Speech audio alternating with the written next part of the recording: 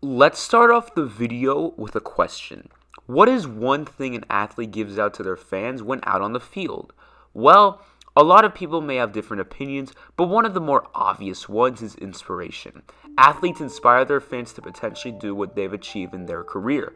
Antonio Brown was exactly that kind of player for most of his career. After not receiving a grade for his scouting reports and being told he needs time to develop, Antonio Brown went on to become one of the best wide receivers in football. AB was capable of being a 7-time Pro Bowler, 4-time All-Pro, and getting very close to winning Offensive Player of the Year multiple times. He seemed like one of the nicest and likable football players of his generation. But then, things changed. What people have speculated is that Vontaze Burfict's hit on Antonio Brown definitely scratched him up in the head, which caused for him to have a different personality. Whether that was what caused it or not, Antonio Brown's career and legacy just completely flipped. He went from likable and inspirational to more of a laughingstock and a meme. His football skills were regressing. He would end up becoming a rapper and release 2 albums in the span of 2 years, Himothy in 2020 and Paradigm in 2022. He was able to collaborate with artists like DaBaby, Fabio Foreign, and Young Thug. But back to what I was saying, Antonio Brown was no longer the nice guy.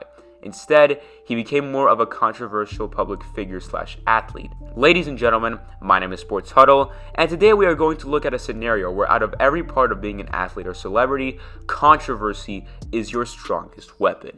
Let's get right into it. Let's start off with AB's early life.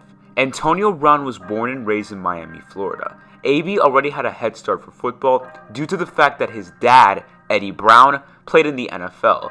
Eddie Brown lasted 7 years in the NFL and remained the Cincinnati Bengals throughout his entire career.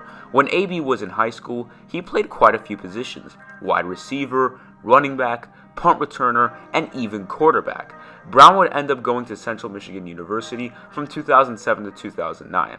He played very well in those 3 seasons, as in total, he had 3,199 receiving yards, 22 touchdowns off of receiving, 4 touchdowns off of rushing, and 305 receptions. The guy wasn't looking so bad.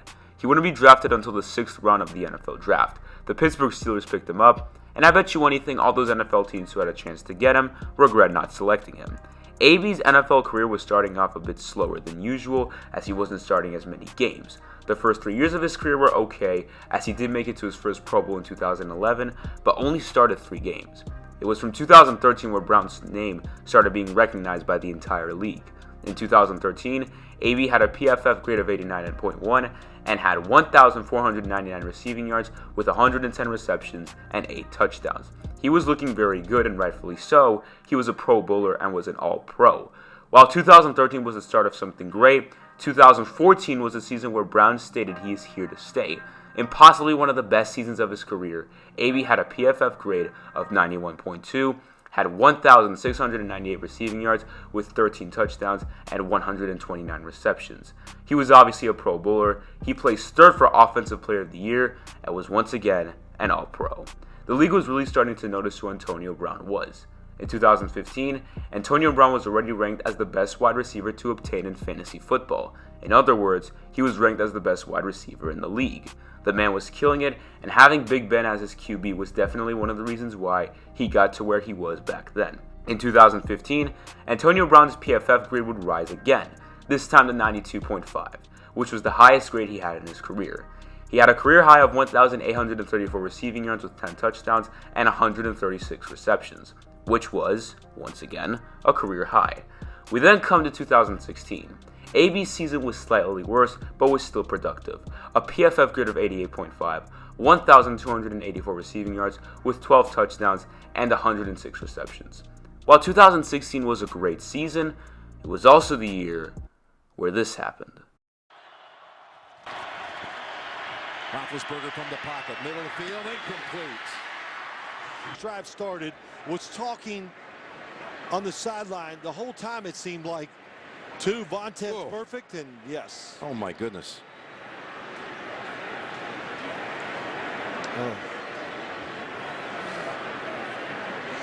Antonio Brown got banged up pretty badly too. I mean, think about the impact he received on that hit to his head.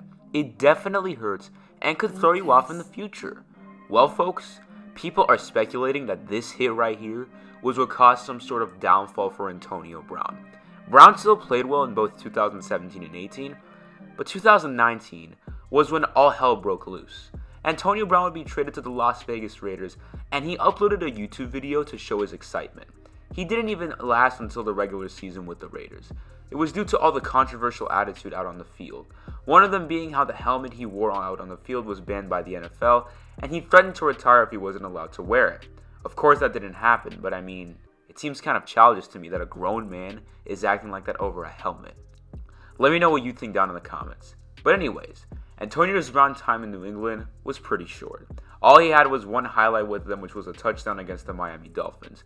To name a few things AB did in 2019 that was controversial, he entered the Raiders training camp in a hot air balloon. When the helmet situation was going on, he said, quote, "I don't need the game. I don't need to prove nothing to anyone. If they want to play, they're going to play by my rules."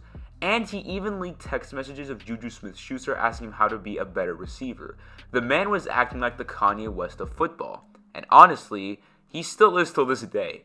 Still in 2019, Brown would take his talents to music and release his first single, Whole Lotta Money. The song also had a music video, and I think I speak for everyone when I say how terrible it was. As stated in the introduction of this video, Brown went on to release 2 albums. The first one was Himothy in 2020. The most streamed song off of that album was Whole Lotta Money with over 1 million streams. I'm pretty sure people only listened to that song because they wanted to see if AB was about that life, and the answer is no.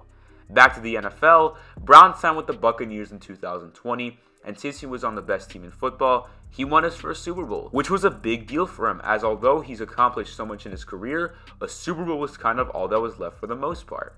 AB lasted 1 more season with the Bucs, and that's because this man was back to being his naive self when he left the Bucs game before it was even over. I think the man has lost all thought of humiliation. Nothing can embarrass him anymore. And as of today, well, Antonio Brown is still being himself. Like when he tweeted this image of the Cardinals logo, but instead called it, well, that. And it doesn't seem like anything could save him. By that, I don't think Brown will ever be looked at the same way he was back in Pittsburgh. From an inspirational and likable guy to now a laughingstock and a meme. Antonio Brown shouldn't even be relevant anymore if I had to be honest. Some things he does are not worth knowing or talking about. But because Antonio Brown's only chance at staying relevant is by tweeting or publicly stating things that could be offensive or wrong, it's how he rolls. Antonio Brown is a man of controversy, and it's safe to say he'll remain like that for a very long time.